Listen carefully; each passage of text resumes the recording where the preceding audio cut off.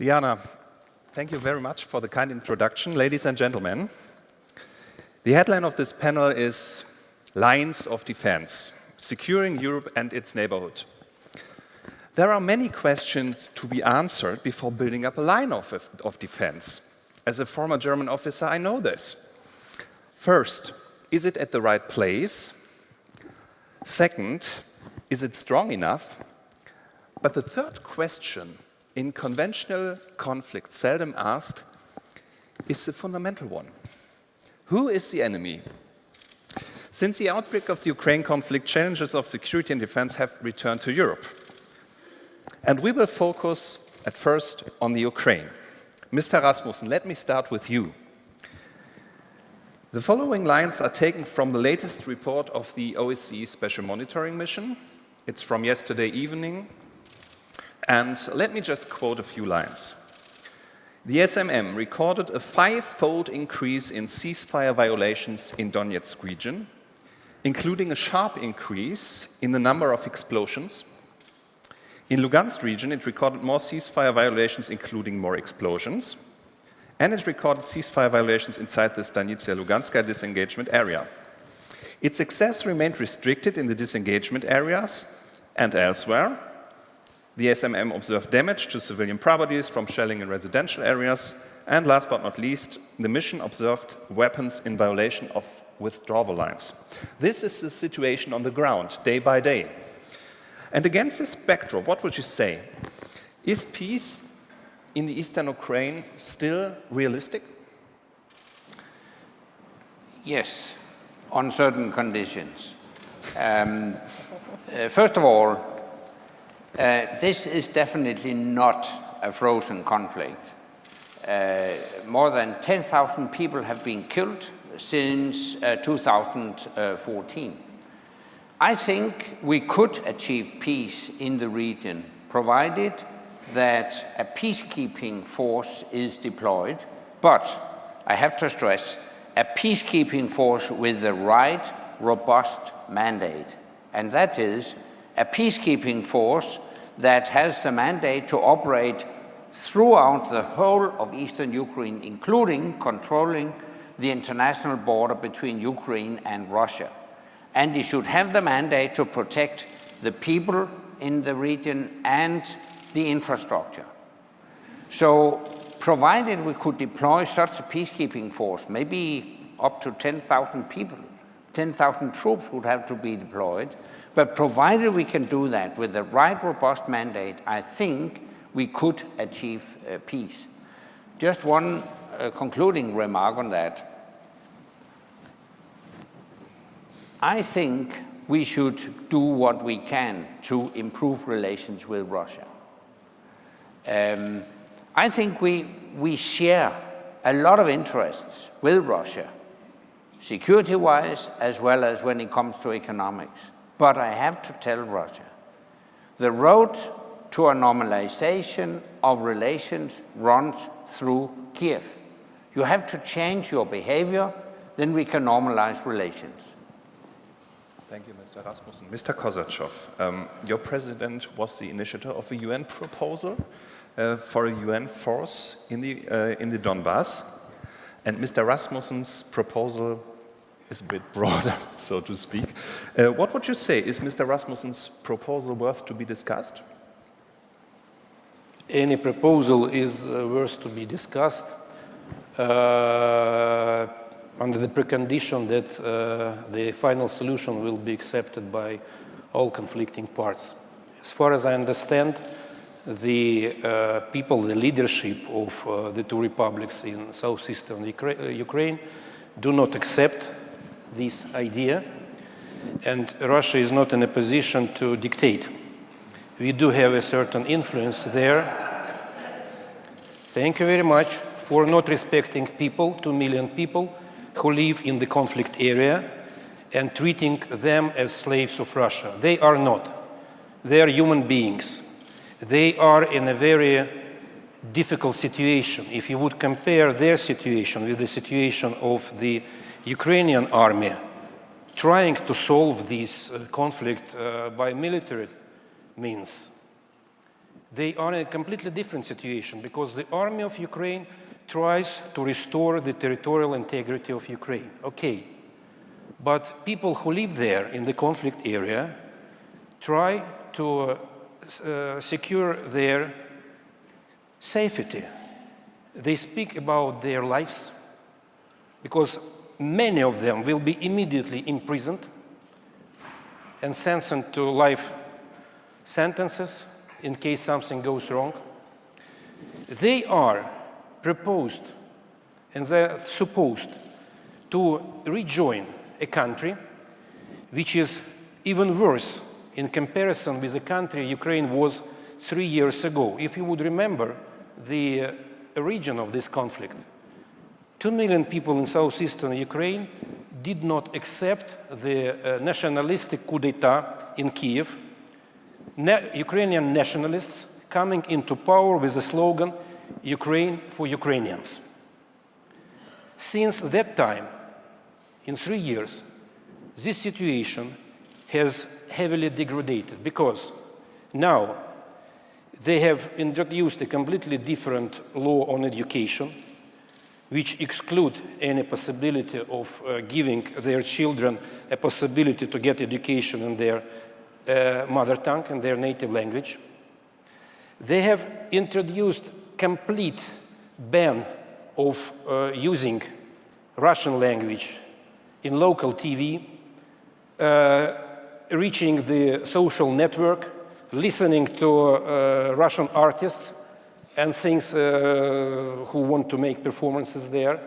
They have introduced a completely different interpretation of the national history, glorifying people who, together with Nazi soldiers, fought against Red Army during the Second World War.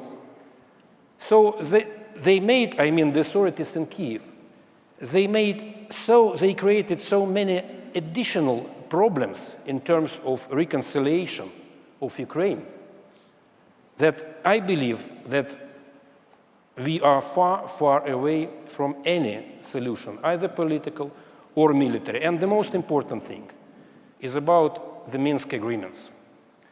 The biggest mistake done by the European Union has been and still is that the European Union laid the whole responsibility for Minsk agreements on Russia. Russia is being sanctioned for not implementing the Minsk agreements, though the Minsk agreements are not implemented as for now by the Ukrainian side. The law on decentralization is not passed. The law on specific regulation of local elections is not passed. A very crucial law on amnesty for those who were involved is not passed in Verkhovная Rada. What Russia could do, again, we cannot instruct these people. We cannot command them. We have influence. And they have used our influence at least in 3 major dimensions or issues. One, the previous years. One, we have convinced these people to stop demanding independence, to start to accept that the final solution will be the reconciliation. And this is the fact. Secondly, we have managed to convince these people not to try to expand. They have acknowledged the front line, so to say. And thirdly, we have convinced them not to take any irreversible legal decisions like conducting full-scale elections, which would divide the legal space of Ukraine. This is not the case. So the situation is not irreversible. But the final conclusion, exactly the way you say, but you don't mean it, the final conclusion is dependent on the position of Kiev. It goes through Kiev, not through Moscow. I know you would like to respond, but let me bring in before Mr. Link into the discussion. You're on the panel not only as a re-entered member of the German Bundestag, but also as a former chairman of the OSCE Bureau in Warsaw for 3 years. So you are really an expert on the Donbass as well.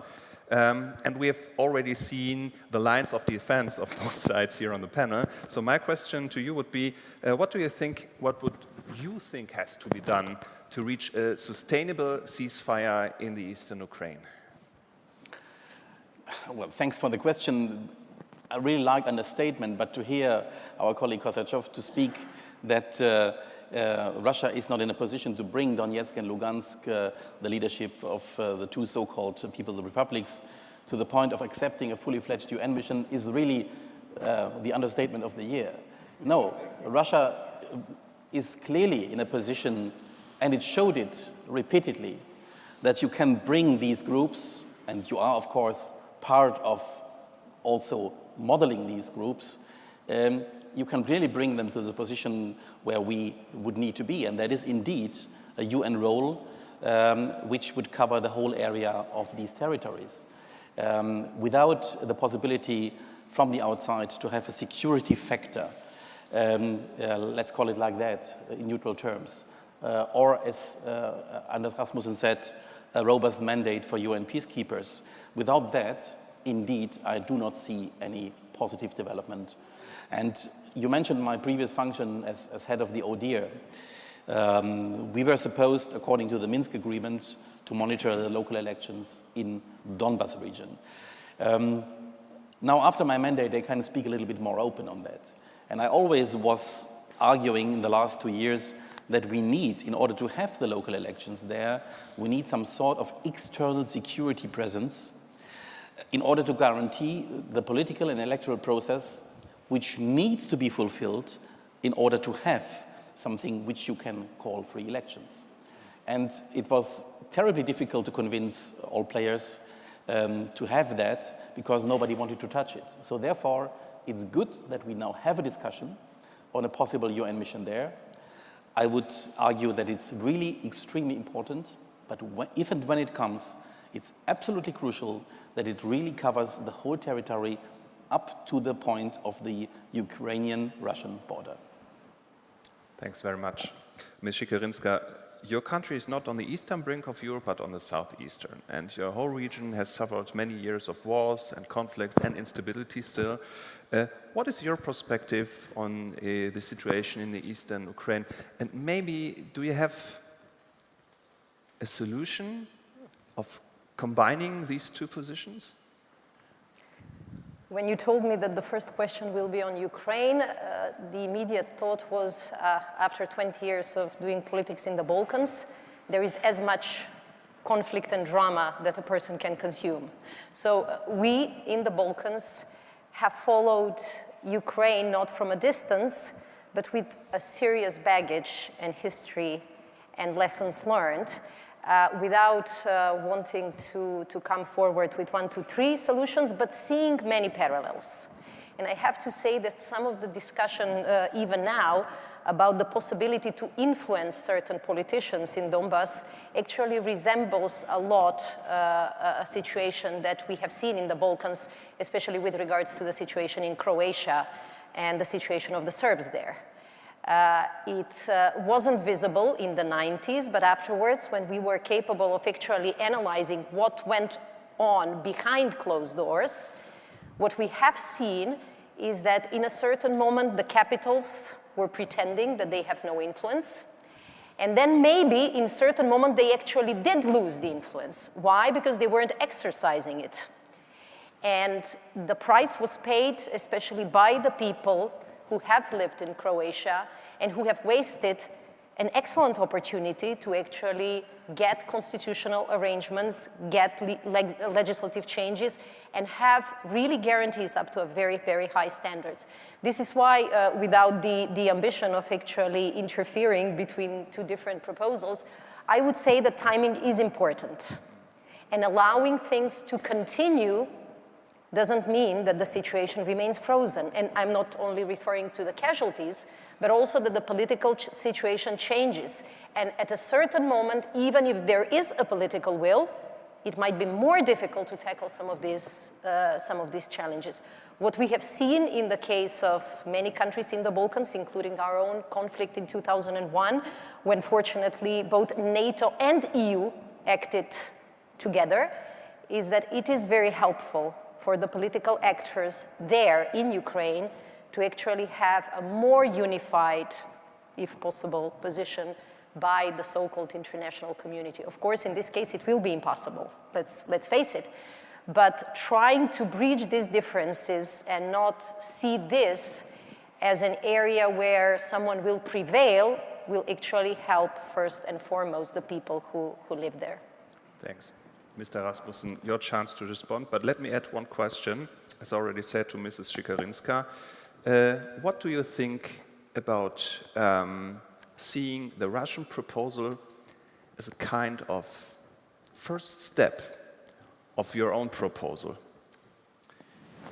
I see it as a first step, actually. So instead of just dismissing a proposal from President Putin that on face value is a no-go, instead of just dismissing it, I think we should build on it. We should improve it by ensuring that a UN peacekeeping force gets a robust mandate. And to repeat it, a robust mandate would imply the right to control the international border between Russia and Ukraine as a way to implement the Minsk deal, and the right to protect the whole population and infrastructure and not just OSCE monitors. So it is a first step.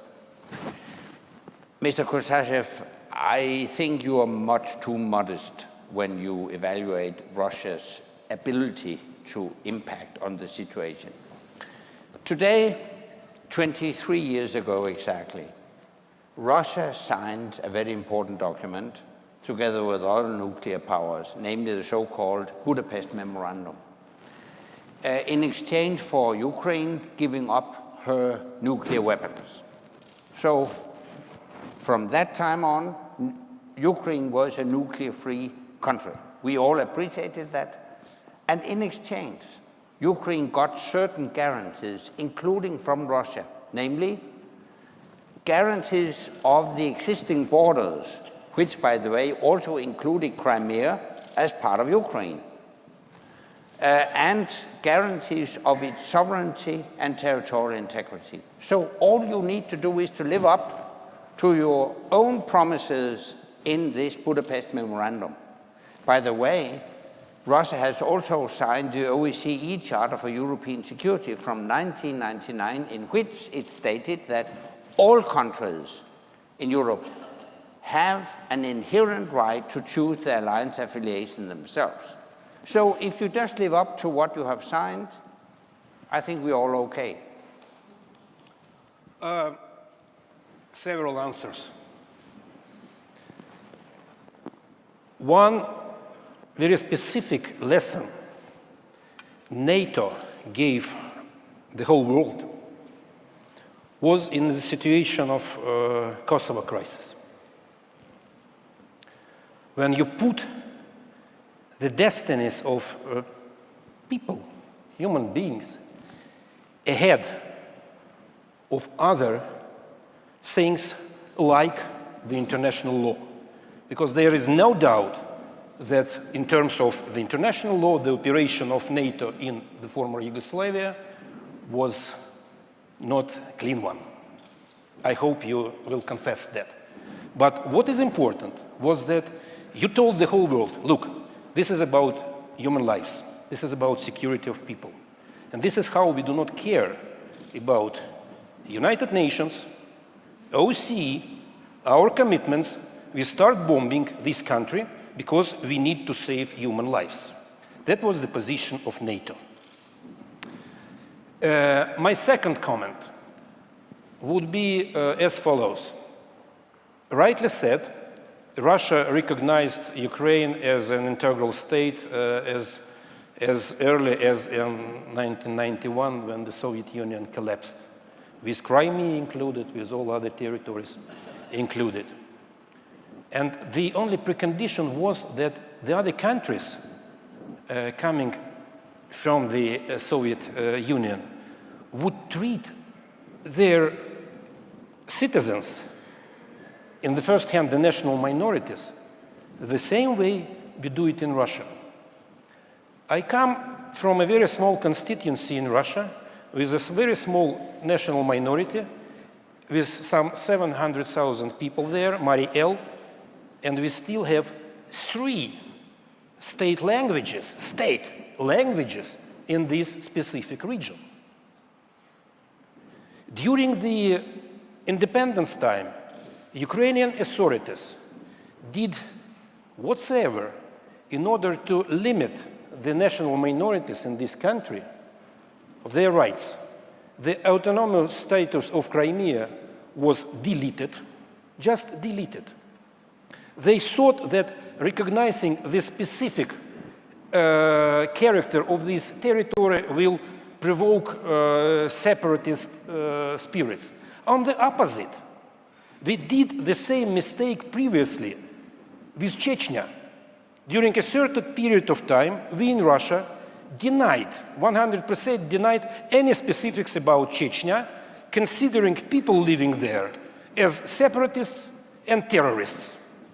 Exactly the way Kyiv does now against people in southeastern Ukraine. And that was a mistake. I do not compare the two conflicts, but that was a complete mistake to speak about the territorial integrity without taking notice to people living there.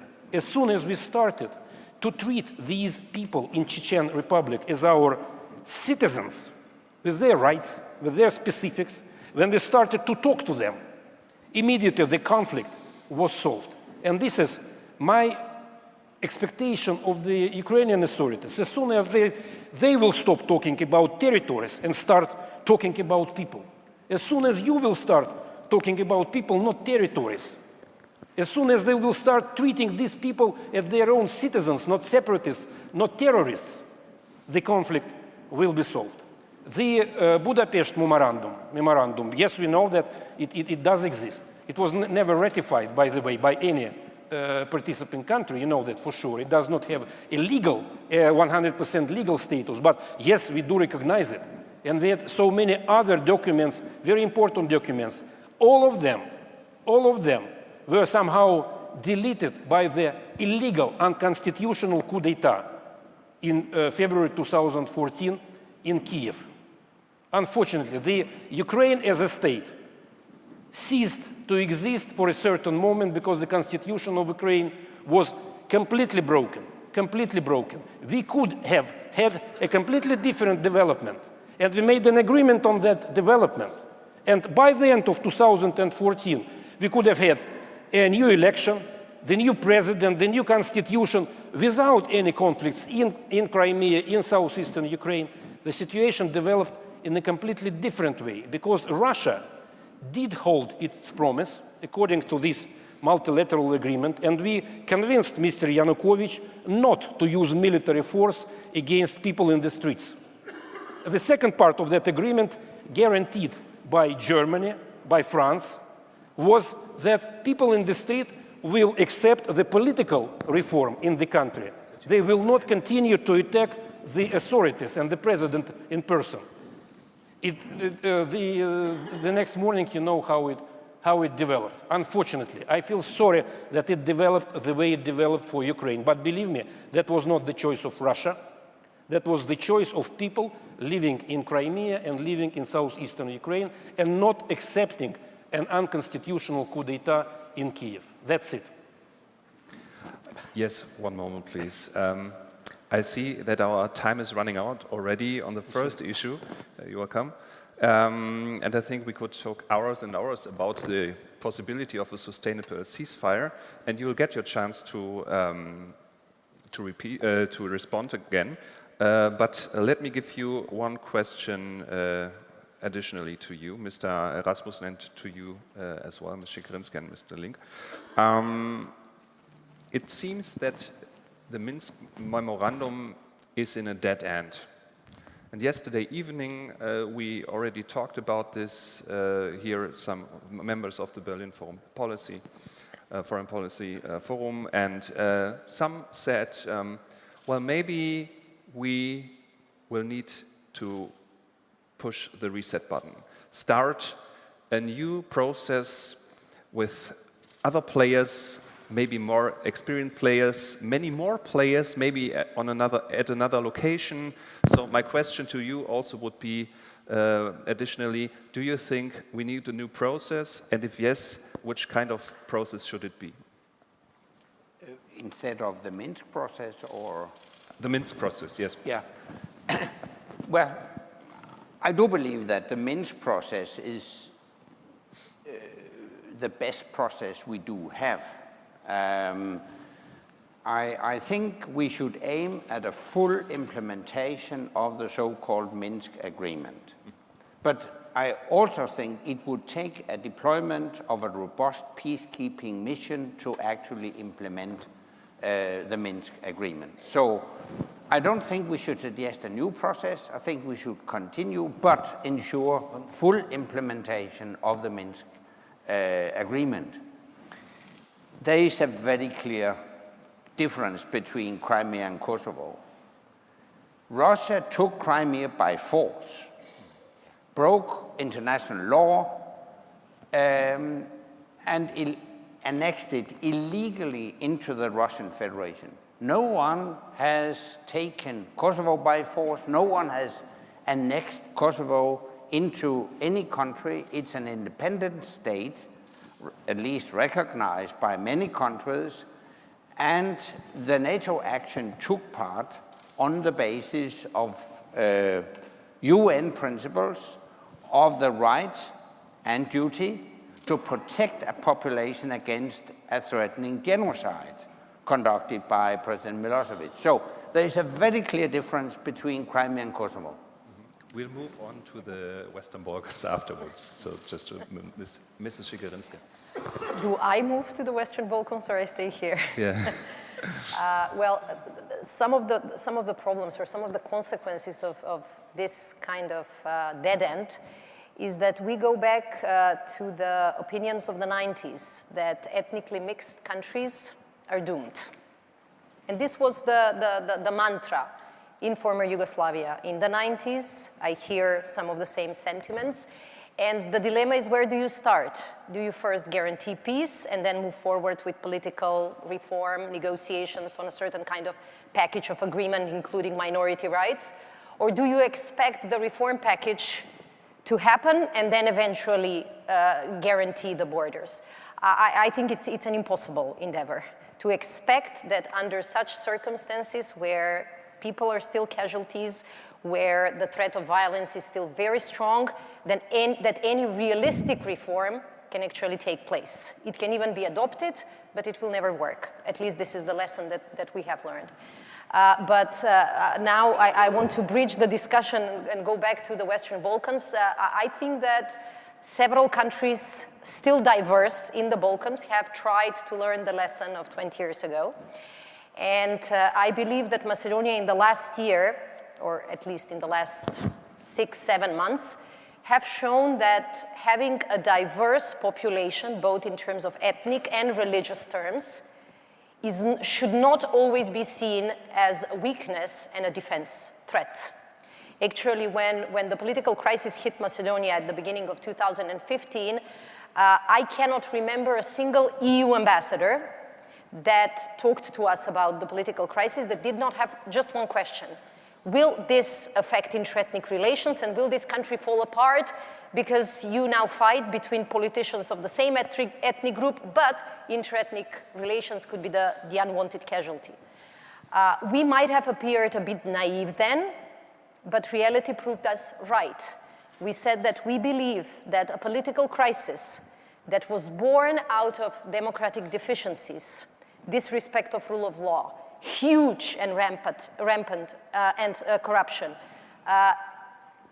collapse of checks and balances foreseen in our constitution, that this kind of political crisis can actually bridge the differences between the people, and it can act as a certain kind of unifying force if we manage to solve it.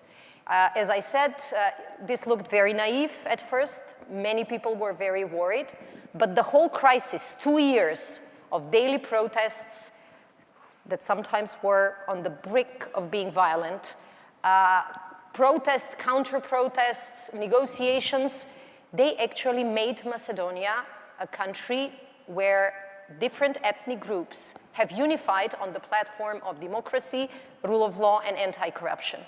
And even in the worst moment, and this was the 27th of April, when the new majority in the parliament elected a new speaker and wanted to move on in the next days on choosing a new government, when a mob of criminals and crooks were allowed to enter the parliament and attempt murder to elected officials, including the leader of the opposition, even in this very difficult moment, we have managed to maintain the inter-ethnic stability of the country. And for 2 elections in a row, December and the local election now, we have seen for the first time in the history of Macedonia that actually citizens of the country have decided to vote outside of their ethnic borders, outside of what was considered to be the standard. So I think people respond to vision and bravery. I think people respond to the basic sense of justice and decency. And I believe that even in difficult countries, and we are talking about difficult countries and difficult regions, if there is a political will to solve these issues, there is a way. The developments in Ukraine strengthen the sense of Macedonian citizens that we should work our differences better, that we should be more efficient, that we should be more open, and that Macedonia should actually increase its reform agenda in order to become as soon as possible member of both NATO and afterwards the European Union. So in a way, the crisis there had a certain effect in the Balkans as well. Thanks. Let's stay for a moment in Macedonia, Mr. Link. According to the latest survey of the Körber Foundation, 2/3 of the Germans do not want Macedonia and other countries to become a member of the European Union. Are we Germans ungrateful? Well, I think it's absolutely central to always repeat that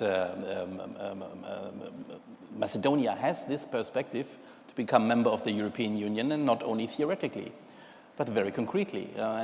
If a majority, even if a majority, of course, of people would not want that, it's the responsibility of politicians not to follow the majority, but to lead and to explain why this is important, that this country has and deserves the perspective to join the European Union. But please, let me briefly say one thing. We could really argue a lot about, on reasons, parallels, analogies, etc., Kosovo, Crimea. It doesn't lead nowhere because it's really not comparable. The clearest difference is maybe with the UN. In Kosovo, there was a UN mandate. In Crimea, not. And here's my point. No, there was a UN mandate. I think even Russia was voting. No UN mandate. In Kosovo, there was a Security Council resolution adopted even by Russia. So, UN, and here's my case, dear colleagues, here's my case for multilateral institutions. We don't need new agreements. We need more respect for the common rules we gave ourselves. We have the OSCE, we have the United Nations, we have the Council of Europe. By the way, the High Commissioner for Human Rights of the Council of Europe. Why doesn't Russia allow a role for him? And he does a great job for him, for example, in having a visit on Crimea. We have the necessary instruments, but my plea would be we need really a strong and key player in Russia who is ready to make use of these international agreements and instruments and not to sideline them. We have all the confidence building and supervising instruments we need in order to get solutions step by step, long term, both in the area of Donbass and in the area of Crimea. But this will not work as long as, unfortunately, Russia is not willing to make use of them. The United Nations would play a role in that. And look at the latest report, and I really recommend to all of you, look at the latest report of the High Commissioner on Human Rights of the United Nations on Crimea. Or where is the possibility for OSCE, for example, to play a role on Crimea, or say also in other conflicts like Abkhazia, etc. So we have the instruments, let's make use of them, and I would strongly encourage Russia, whom we want to see as a major, key and central player on the international area, to make more use of these instruments and not to go it alone. I think both of you wanted to respond. Please be brief. Mr. Rasmussen. You give him the word for the third time to make comments on me. But you had I more feel time. myself discriminated. But you're welcome to go first. Thank you. The floor is yours, okay. Cool. Several comments on Crimea. It was not taken by force, by military force. The major difference between Kosovo and Crimea is that Kosovo was bombed, while there was not a single shot in Crimea, not a single person killed or wounded. Secondly, UN, OSCE, the European Union, anybody are most welcome to visit Crimea and to continue to deliver your reports on the situation in Crimea, being there after having visited Crimea. This is not the case. You do not go there. You prefer to make comments from outside because the reality is completely different from your perceptions. You know, the specific attitude of Russia towards Kosovo. In my capacity as the chairperson of the Foreign Affairs Committee of the State Duma, the previous mandate period, I visited Kosovo 2 times. One time before they declared independence and the second time after they declared independence.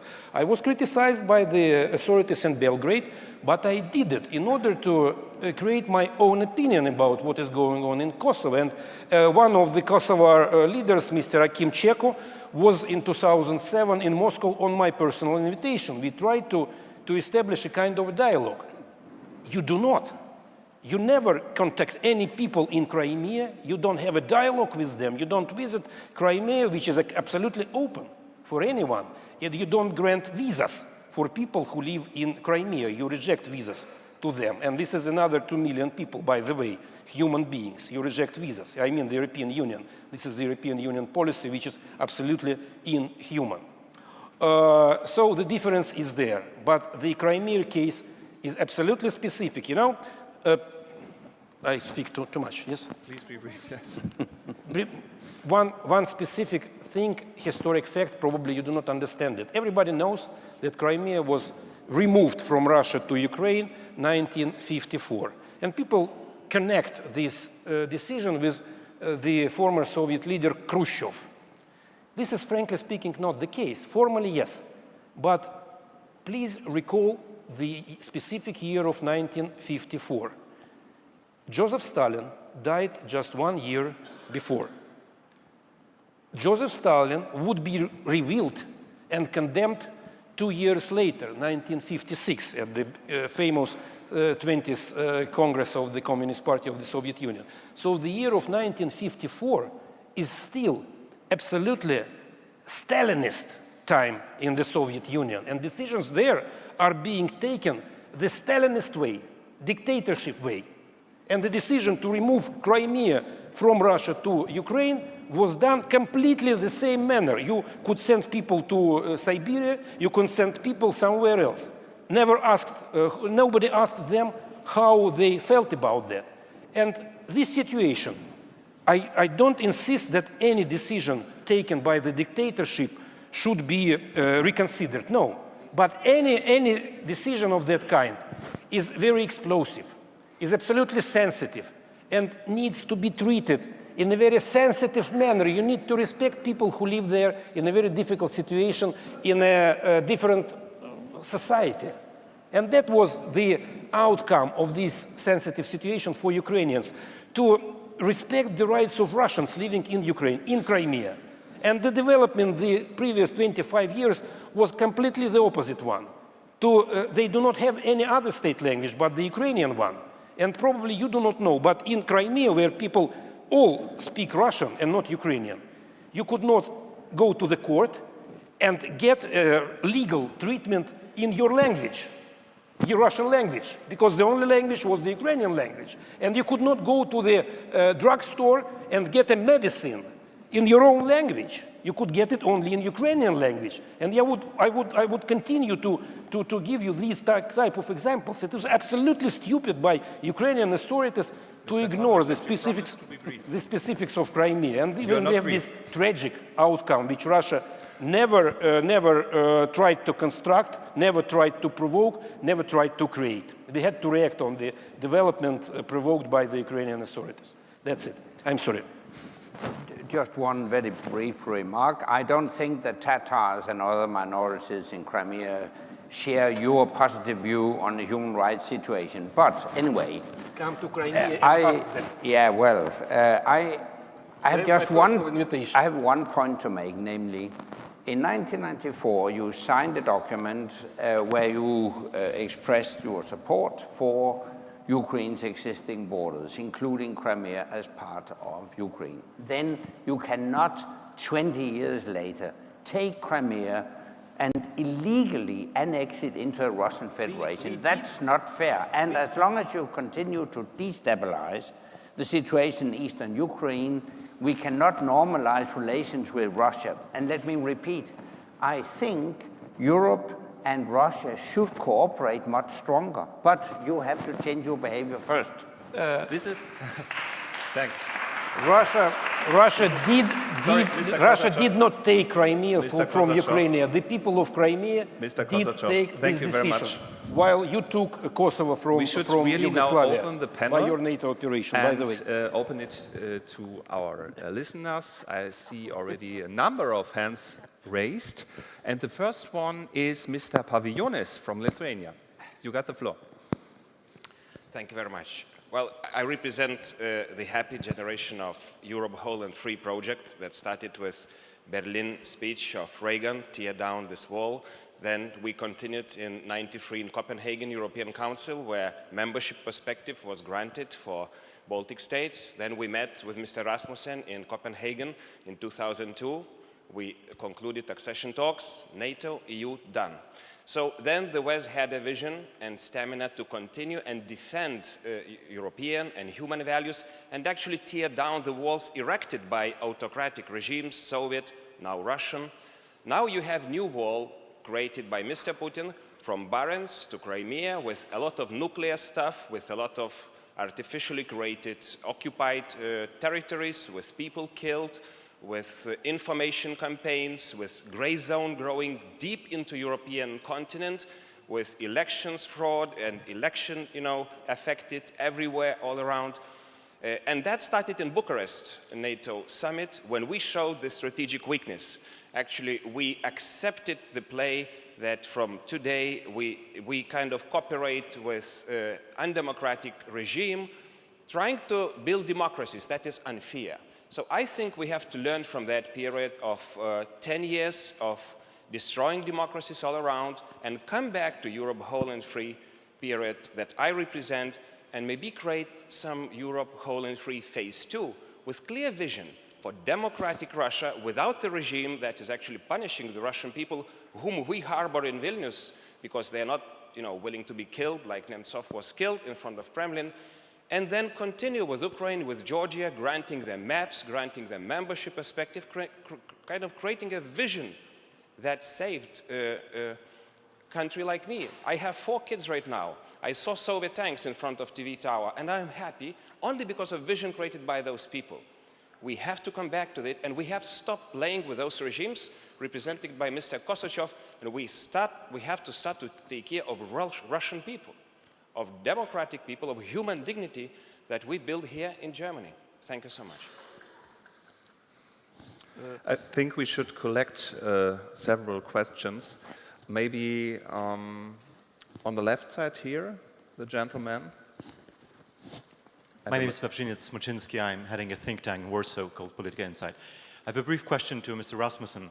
I wanted to ask, how do you assess the willingness or the readiness of West European powers to staff a theoretical peacekeeping force in Ukraine, if it materializes whenever?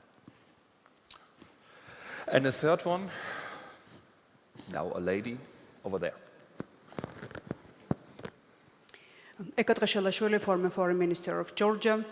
I have a question to Mr. Rasmussen. We talked a lot about the security.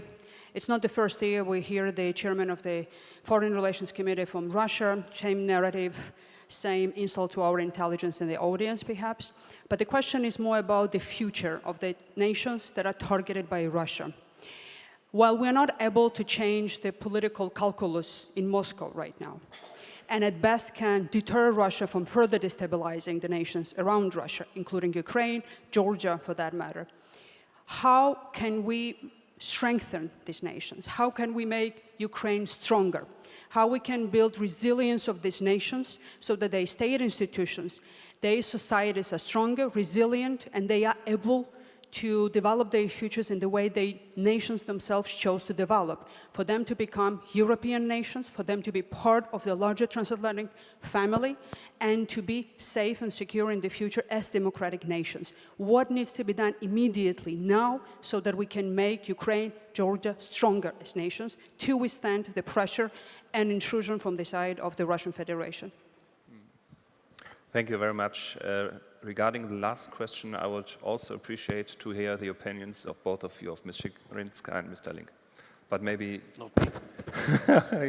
Mr. Rasmussen, you got the floor. First, I fully share the vision of maintaining, or now we have to say creating again, a Europe whole and free.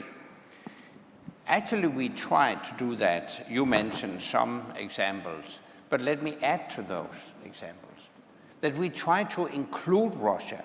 We try to reach out to Russia. In 1997, we adopted something called the NATO-Russia Founding Act. One of the more visible initiatives was to allow Russia to establish a permanent representation, an embassy in the middle of NATO headquarters in Brussels. That was a confidence-building measure. That was 2 years before the first NATO enlargement. 2 years before the second NATO enlargement, we did exactly the same, reached out to Russia. In 2002, in Rome, we decided to establish something very special, namely a NATO-Russia Council. Russia is the only country outside NATO with whom we have such a council, which meets regularly to discuss issues, to take joint decisions. So I fully share that vision. I hope we can resume that in collaboration with Russia. Now, I was also asked if I think Western European powers would have an appetite to contribute to a peacekeeping force. Well, I think if the mandate is robust, if the purpose is clear, namely to fully implement the Minsk agreement, I think European countries could and should contribute. Maybe Russia wouldn't appreciate if NATO countries contributed. Well, then other European countries could contribute. I don't think that should be a stumbling block. I would accept that the bulk of those peacekeeping troops comes from non-NATO countries. So I think it's doable. Now, the political calculus in the Kremlin, I think we could change the political calculus, but it would take not only to maintain transatlantic unity between the US and Europe, but it would also take a strengthening of sanctions against Russia if Russia does not take steps to fully implement the Minsk deal. But primarily, I think, we could strengthen Ukraine by making Ukraine more capable to defend itself against aggression. So I think we should provide Ukraine with defensive systems. I say systems because I visited the contact line some weeks ago and we asked the Ukrainian troops, what do you need to protect yourself? And they didn't request weapons. What they requested were more secure communication systems, better jamming systems, vision goggles, things like that. I think we should deliver those defensive systems to Ukraine. And finally, I also think we should make Ukraine economically stronger. In the European Union, some circles have spoken about delivering a so-called Marshall Plan, a huge investment plan for Ukraine. I am clearly in favor of that. I think to develop Ukraine to become a flourishing democracy and flourishing market economy would actually be the best weapon to get Russia to understand that a constructive cooperation with us is much better than confrontation. Thank you very much. Just Mrs. Šekerinska. 3 comments on the different questions. First, the question of why is the West sometimes closing the eyes towards authoritarian tendencies and governance. We have seen it for many years. The weaknesses in the Macedonian society were overlooked with the expectation that stability is guaranteed, therefore democracy is not so essential. Macedonia has really been a case study that when you give up democratic values, you end up losing both them and the stability that you have counted on. Second comment vis-a-vis building the resilience among different states. I do believe that a very important step that the West can take is, of course, to continue and be very clear about the open door policy. For some countries, NATO, for some countries, NATO and EU. In the case of Macedonia, this was a very strong driving force. And the fact that the EU and NATO really worked hand in hand, and they have sent the same message, they act in and spoke with one voice, really helped us deliver. And the third comment is how can we convince decision makers in Europe and in NATO member states to support future members. I know it's difficult. We have seen some of the results of the polls in Germany, but I think that leaders can use other answers given at these polls. And this is that the majority of European citizens again go back to the question of safety.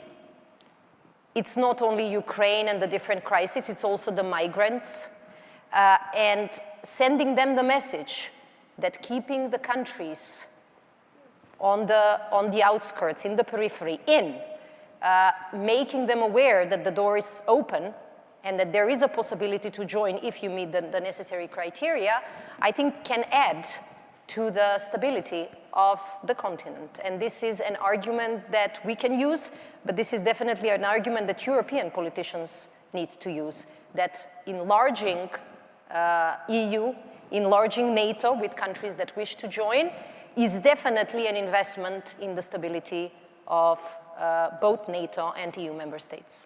Thank you. Mr. Link. You mentioned what we in German call sometimes the Zwischenraum, and what is indeed developing in the form of the Eastern Partnership countries in an area where we see sometimes a confrontation which we didn't conceive as a confrontation. But we see that de facto it had developed in such a confrontation between Russia on the one side and perceived the EU and NATO on the other side. But we will never find a way out if we cannot really try to find a possibility to give those who really have this European aspiration of joining the European Union, like Georgia, a long-term perspective for that. So yes, I know that sounds naive today, but if we are not courageous, then of course we will certainly not find a way forward. Of course, this joining of the EU in the long-term perspective for Georgia of the EU must be made in a way which is in close partnership also with Russia, but that requires certainly a lot of development also on the Russian side, and we want to design it as not as a zero-sum game, but this zero-sum game thinking, unfortunately, is still there in other places. So when you are disappointed about the results of the Eastern Partnership Summit of last week, 2 weeks ago, I fully share your view, and we need to find the courage to state the obvious, that Article 49 is also valid for these countries. We speak about long-term perspectives, but if we close the door, as you said, we need to keep the door open. If we close the door, then this would be also detrimental not only, of course, to us, to the country concerned, and even to Russia, because then we would cement a Zwischenraum conflict, which would be, in the end, produce only 3 losers. No, we need a way forward together, and that includes a European aspiration and future for Georgia, of course, including also the other countries of the Eastern Partnership, but especially in the case of Georgia, Moldova, and Ukraine, I see that as a real perspective which needs to be worked upon now in the next years. Thank you very much. As we really have to go to our lunch-ons, 60 seconds for Mr. Kosachev. One, in 1990, there was a Paris Charter for New Europe describing the outcome of the Cold War and our common vision of how it will look like in the future in terms of security. In this document, a couple of dozen of pages, 3 organizations are mentioned specifically: United Nations, CSCE at that moment, and the Council of Europe. NATO is not mentioned there a single time. Check it. Not a single time as a part of the future security arrangements for the new Europe. So when our colleague from Lithuania speaks about new borderlines in Europe, for me, this is a continued existence of NATO, which does not unite Europe, but divides Europe. Europe where Russia belongs the same way as any other European country. Secondly, Georgia, Ukraine, other countries. You know, I am Russian.